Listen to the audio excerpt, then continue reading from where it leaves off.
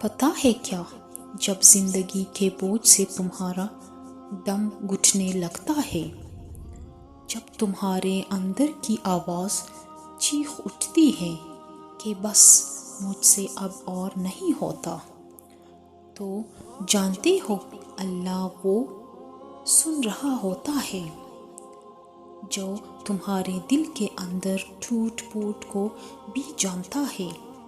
تم گرتے ہو، روتے ہو چپ چاپ تنہا کمرے میں، تم سمجھتے ہو کہ کوئی نہیں جانتا کہ تم پر کیا گزر رہی ہے، لیکن وہ رب جو تمہاری رگ جان سے بھی زیادہ قریب ہے، وہ فرماتا ہے، میں ہوں تمہارے ساتھ، صبر کرو کیونکہ میری مدد قریب ہے۔ تم انسان ہو، تمہارے کندھے پر بوجھ اٹھانے کے لیے نہیں بنے۔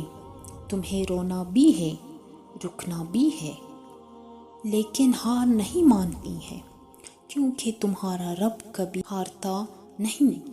اللہ فرماتا ہے، اللہ کسی جان پر اس کی طاقت سے بڑھ کر بوجھ نہیں ڈالتا۔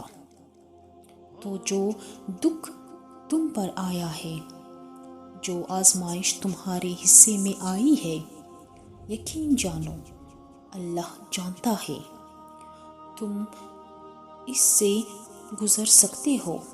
بس ایک بار سجدے میں گر کر کہو، یا اللہ اب میرے بس کی بات نہیں، تو سنبھال لے مجھے۔ اور تم دیکھو گے جہاں تمہارے بس کی حد ختم ہوتی ہے، وہاں سے اللہ کی مدد شروع ہوتی ہے۔ کبھی کبھی تمہاری آنکھیں خشک ہو جاتی ہے، دل سن ہو جاتا ہے، تمہاری دعائیں نہیں صرف الفاظ بن جاتی ہے، اور تم سوچتے ہو کہ شاید اب اللہ سن ہی نہیں رہا، لیکن نہیں، اللہ سن رہا ہوتا ہے تمہاری ٹوٹی ٹوٹی سانسیں، تمہاری خاموش آہیں، اور وہ آنسو جو کسی کے سامنے نہیں بہے، وہ بھی اس کے علم میں ہوتے ہیں۔ تم جب سجدے میں گر کر چپ ہو جاتے ہو، تو تمہاری خاموشی بھی اللہ تک پہنچتی ہے، کیونکہ رب کو تمہارے الفاظ کی نہیں، تمہارے دل کی ضرورت ہوتی ہے۔ وہ دل جو تھک چکا ہے، ٹوٹ چکا ہے، لیکن پھر بھی کہتا ہے، یا اللہ میں اب بھی تجھ سے امید رکھتا ہوں۔